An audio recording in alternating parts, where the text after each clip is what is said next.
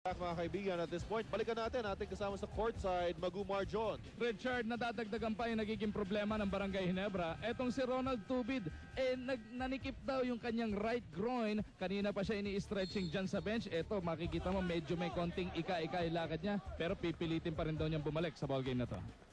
Alright, at alam ni Ronald Tubid kung gaano siya ka-importante ngayon. Wala nga Mark Kagiwa. Sabi nga sa commercial, parang muscle, lubid na pinilipid. Okay, Gim. Gim na uli, Gim. Ang bilis At mabilis talaga ang ating laban dito. Meron na tayong 10 deadlock at 22 lead changes. Ganyan po kadikit ang ating laban.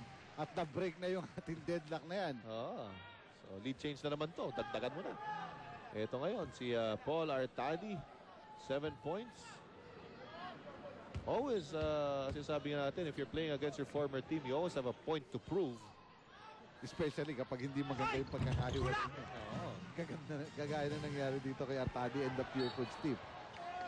Ito, muntik pa makaagaw si Paul Artadi.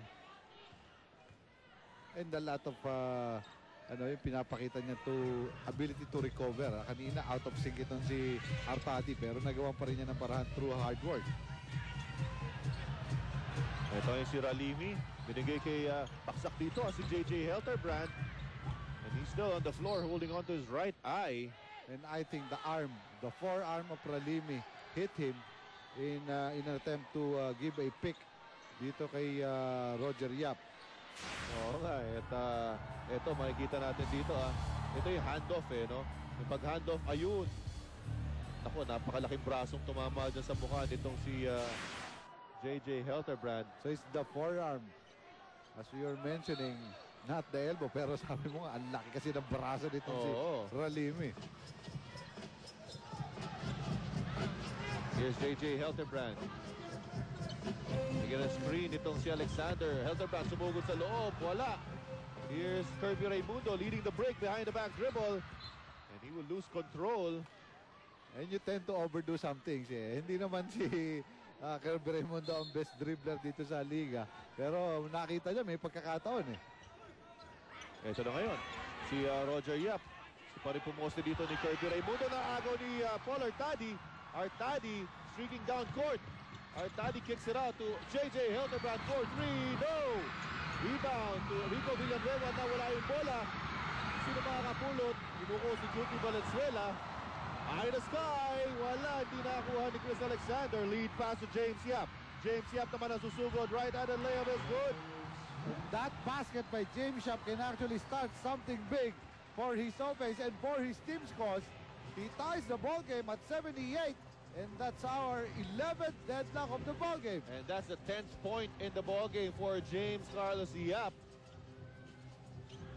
Ito na ngayon si Juti Valenzuela. Maiksi ang kanyang 3-point attempt.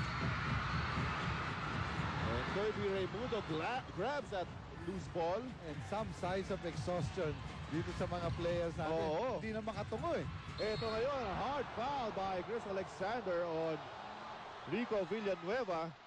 Pero pinagpag lang ni Rico Villanueva, wala naman nangyayari. Sabi ni Rico. So, ngayon yan, nag-mature na rin itong si Rico. That was a very hard foul. Hindi lang yun.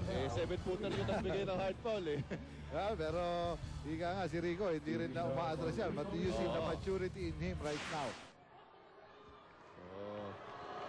Ito ngayon, si Rico Villanueva at the line. 8 points and 7 boards. In his first free throw. At si Rico Villanueva nakapagtala na ng kanyang pang-siyam na puntos. Another point and he will give another 2-point lead for his team. The biggest lead for Pure Foods is 6. The biggest lead for Barangay Ginebra is 8. And second one rattles out. So eto, endgame na tayo. Makikita mo na rito ang mga timely timeouts ng magkabilang coaches dito. Very important possessions, especially na 1-point lead, 2-point lead